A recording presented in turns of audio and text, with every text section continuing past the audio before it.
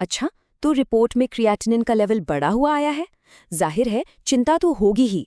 पर रुकिए, घबराने की बिल्कुल जरूरत नहीं है। देखिए, क्रिएटिनिन अपने आप में कोई बीमारी नहीं है, ये तो बस एक सिग्नल है। तो आज हम इसी सिग्नल को डिकोड करेंगे और समझेंगे कि विज्ञान और आयुर्वेद दोनों मिलकर किडनी की सेहत को बेहतर बनाने में कैसे मदद कर सकते हैं। तो सबसे पहला सवाल जो दिमाग में आता है कि ये क्रिएटिनिन बढ़ क्यों रहा है, इसका मतलब क्या है। और हाँ, वो नंबर देखकर डर लगना भी बिल्कुल नॉर्मल है। लेकिन डरने की जगह चलिए मिलकर ये पता लगाते हैं कि ये नंबर हमें असल में क्या कहानी सुनाने की कोशिश कर रहा है।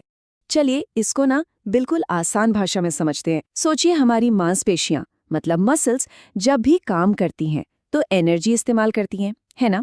इस प्रोसेस में एक तरह का कचरा बनता है, बस उसी कचरे का नाम है क्रिएटिनिन। और हमारी किडनियां क्या है? वो है हमारे शरीर के सुपर स्मार्ट फिल्टर। उनका काम है खून में से इसी कचरे को छानकर बाहर फेंकना। तो जब खून में क्रिएटिनिन का लेवल बढ़ता है तो ये एक सिग्नल है, एक अलार्म है कि शायद इस फिल्टर में कुछ गड़बड़ चल रही है। इसीलिए हमारा असली मकसद सिर्फ इस नंबर को नीचे लाना नहीं है, बल्कि उस फिल्टर की प्रॉब्लम की जड़ तक पहुंचना है। तो चलिए सबसे पहले इसी किडनी सिग्नल को डिकोड करते हैं। एक सवाल ये भी है कि डॉक्टर सिर्फ क्रिएटिनिन के नंबर को देखकर ही सब कुछ तय क्यों नहीं कर लेते। इसके पीछे भी एक बड़ी वजह है, आइए जानते हैं। यहाँ एक बहुत ही इंटरेस्टिंग बात सामने आती है। देखिए, जो किडनी के स्पेशलिस्ट होते हैं यानी नेफ्रोलॉजिस्ट, वो कभी भी सिर्फ क्रिएटिनिन के नंबर पर नहीं अटकते। वो दो और बहुत ज़रूरी चीज़ों को देखते हैं। पहली है EGFR और दूसरी है यूरिन में प्रोटीन का आना। अब ये EGFR क्या है? इसे आप किडनी का परफॉर्मेंस स्कोर या एफिशिएंसी स्कोर मान लीजिए। ये बताता है कि किडनी कितने % कैपेसिटी पर काम कर रही है। और यूरिन में प्रोटीन आने का मतलब सीधा सा है कि फिल्टर में से जरूरी चीजें भी लीक हो रही हैं। और ये कोई ऐसी वैसी बात नहीं है। दुनिया की सबसे नई गाइडलाइंस KDIGO 2024 भी यही कहती हैं कि किडनी की असली हालत जानने के लिए क्रिएटिनिन से ज्यादा जरूरी ये दोनों चीजें हैं। ठीक है, तो अगर किडनी का फिल्टर्स ठीक से काम नहीं कर रहा तो अगला सवाल क्या होगा? यही ना कि आखिर क्यों? ऐसी कौन सी वजह है जो हमारी किडनी पर इतना प्रेशर डाल रही हैं? चलिए अब इन असली वजहों, इन रूट कॉजेस को समझते हैं। देखिए, किडनी पर प्रेशर कई तरफ से आ सकता है, जिसके बाद वो ये सिग्नल भेजना शुरू कर देती है। सबसे कॉमन वजहों में से एक है शरीर में पानी की कमी, मतलब डिहाइड्रेशन, जो अक्सर बुखार या उल्टी दस्त में हो जाता है। फिर आते हैं दो बड़े विलन, हाई ब्लड प्रेशर और अनकंट्रोल्ड शुगर। ये दोनों ना साइलेंट किलर की तरह चुपचाप किडनी की बारीक नसों को डैमेज करते रहते हैं। इनके अलावा किडनी में पथरी या प्रोस्टेट जैसी कोई रुकावट भी एक कारण हो सकती है। और हाँ, एक बहुत ही कॉमन वजह जिसे हम सब अक्सर इग्नोर कर देते हैं, वो है पेनकिलर्स का बेवजह और बार बार इस्तेमाल, खासकर वो जिन्हें एनासिड्स कहते हैं। अच्छा, यहीं पर एक बहुत बड़ी गलतफहमी को दूर करना बेहद जरूरी है। कई लोगों को लगता है कि बस ज्यादा से ज्यादा पानी पी लो और किडनी ठीक हो जाएगी, पर यह बात हमेशा सच नहीं होती। सच तो यह है कि अगर शरीर पर पहले से सूजन है या कोई हार्ट प्रॉब्लम है तो ज्यादा पानी पीना फायदे की जगह नुकसान कर सकता है, बल्कि खतरनाक भी हो सकता है। इसीलिए दिन में कितना पानी पीना है ये फैसला हमेशा डॉक्टर की सलाह पर ही होना चाहिए। प्लीज इस बात को गांठ बांध लीजिए। ठीक है, तो हमने वजहें तो समझ ली, अब आते हैं समाधान पर, यानी सोल्यूशन पर। सवाल यह है कि किडनी को प्रोटेक्ट करने के लिए मॉडर्न साइंस के पास कौन से ठोस एकदम प्रूवन तरीके हैं। चलिए एक एक करके देखते हैं। तो देखिए, जो लेटेस्ट KDIGO 2024 गाइडलाइंस हैं वो कहती हैं कि किडनी की सुरक्षा के 4 मजबूत पिलर्स हैं, 4 स्तंभ।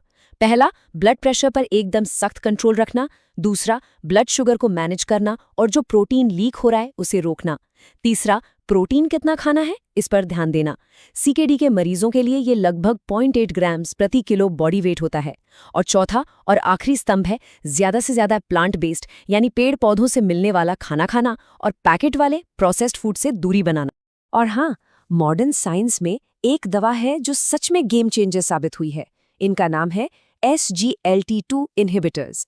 आप कह सकते हैं कि इन दवाओं का काम है किडनी के फिल्टर को एक तरह से सील कर देना ताकि प्रोटीन का लीकेज कम से कम हो। और सबसे मजेदार बात पता है क्या है? ये दवाएं तब भी काम करती हैं जब किसी को डायबिटीज ना हो, किडनी की बीमारी को आगे बढ़ने से रोकने में ये बहुत ही असरदार साबित हुई हैं। तो बॉटम लाइन क्या है? बॉटम लाइन ये है कि बढ़ते क्रिएटिनिन को रोकने का सबसे तेज और सबसे असरदार तरीका है उसकी जड़ पर काम करना, मतलब ब्लड प्रेशर, शुगर और प्रोटीन लीकेज को कंट्रोल करना। यही पूरे साइंटिफिक अप्रोच का निचोड़ है, सार है। चलिए अब आते हैं आयुर्वेद पर। यह समझना बहुत ज़रूरी है कि इस पूरी पिक्चर में आयुर्वेद कहाँ फिट होता है। क्या ये एक इलाज है या इसका रोल कुछ और है? चलिए इसकी भूमिका को एकदम साफ समझते हैं। इसको ऐसे समझिए, मॉडर्न मेडिसिन का मेन फोकस है बीमारी की जड़ को पकड़ना और उसे कंट्रोल करना, जैसे कि हाई बीपी या शुगर को। वहीं दूसरी तरफ आयुर्वेद एक सपोर्टिव रोल निभा सकता है, मतलब शरीर की सूजन कम करने में मदद करना, डाइजेशन को बेहतर बनाना और ओवरऑल हेल्थ को सुधारना। दोनों के रोल को अगर हम सही से समझेंगे तभी एक सेफ और असरदार केयर प्लान बन सकता है। तो आइए अब कुछ फेमस आयुर्वेदिक जड़ी बूटियों पर जो साइंटिफिक एविडेंस है उस पर एक नज़र डालते हैं। जैसे पुनर्नवा, माना जाता है कि इसमें एंटी इन्फ्लेमेटरी गुण हैं, मतलब ये सूजन कम कर सकती है, पर इस पर इंसानों पर हुई स्टडीज बहुत लिमिटेड है। फिर है गोक्षुर, एक छोटी सी क्लिनिकल स्टडी में इसने प्रोटीन लीकेज को कम करने में कुछ मदद दिखाई है। और त्रिफला, जो कि एक मजबूत एंटीऑक्सीडेंट है, उस पर ज्यादातर रिसर्च जानवरों पर या लैब में हुई है। तो मतलब साफ है, ये जड़ी बूटियां सपोर्टिव हो सकती है, लेकिन इन्हें किडनी का पक्का इलाज कहना आज के वैज्ञानिक सबूतों के हिसाब से सही नहीं होगा। और अब शायद इस पूरे डिस्कशन का सबसे ज़रूरी सेफ्टी मैसेज, यह सोच लेना कि कोई चीज़ हर्बल है तो वो सेफ ही होगी, ये क्रॉनिक किडनी डिजीज़ यानी CKD में एक बहुत बड़ी और सच कहूँ तो एक खतरनाक गलती हो सकती है। तो ठीक है, हमने साइंस को भी समझ लिया और आयुर्वेद के रोल को भी। अब इन सारी बातों को एक साथ जोड़कर एक प्रैक्टिकल एक्शन प्लान बनाते हैं, एक ऐसा प्लान जिसे असल में फॉलो किया जा सके। किडनी की सेफ्टी के लिए कुछ नियम हैं जो गोल्डन रूल्स की तरह हैं, इन्हें कभी नहीं तोड़ना है। सबसे पहले, बिना जांचे परखे किसी भी अनजान ब्रांड से दूर रहें। दूसरा, हेवी मेटल कंटैमिनेशन से सावधान रहें, ये बहुत बड़ा खतरा है। तीसरा, अपनी दवा का डोज कभी भी खुद से ना बदलें, ये काम सिर्फ एक्सपर्ट का है। चौथा, आपकी जो दवाएं चल रही हैं, जैसे SGLT2I या BP की दवाएं, उनके साथ कोई हर्ब इंटरैक्ट तो नहीं कर रही, इस पर नज़र रखें। और सबसे ज़रूरी, कोई भी नई जड़ी बूटी शुरू करने से पहले और बाद में अपनी किडनी फंक्शन की जांच, क्रिएटिनिन, EGFR, पोटेशियम ज़रूर कराएं। यह सेफ्टी चेक बहुत ज़रूरी है। तो एक इंटीग्रेटेड किडनी केयर प्लान कैसा दिखना चाहिए? बहुत सिंपल है। स्टेप 1, अपने नंबर्स को ट्रैक करें। आपका EGFR, यूरिन प्रोटीन, BP और शुगर कितना चल रहा है, इसका रिकॉर्ड रखें। स्टेप 2, किडनी के दुश्मनों से बचें, मतलब पेन किलर्स यानी NSAIDs, ज़रूरत से ज़्यादा नमक और बिना सोचे समझे हाई प्रोटीन सप्लीमेंट से दूरी बनाएं। और स्टेप 3, डॉक्टर की देखरेख में सपोर्टिव केयर को अपनी ज़िंदगी में शामिल करें, जैसे कि सही डाइट, स्ट्रेस कम करना और हाँ, सिर्फ और सिर्फ डॉक्टर की सलाह पर ही कोई जड़ी बूटी लेना। तो आखिर में एक सवाल जो हम सबको खुद से पूछना चाहिए, हमारा असली लक्ष्य क्या है? क्या बस रिपोर्ट में एक नंबर को कम करना है या फिर अपनी किडनी को वाकई में लंबे समय के लिए हेल्दी बनाना है? देखिए, ये सिर्फ एक नंबर का खेल नहीं है, ये अपनी सोच को बदलने की बात है और सही मायनों में यही बदलाव सबसे बड़ा और सबसे ज़रूरी कदम है।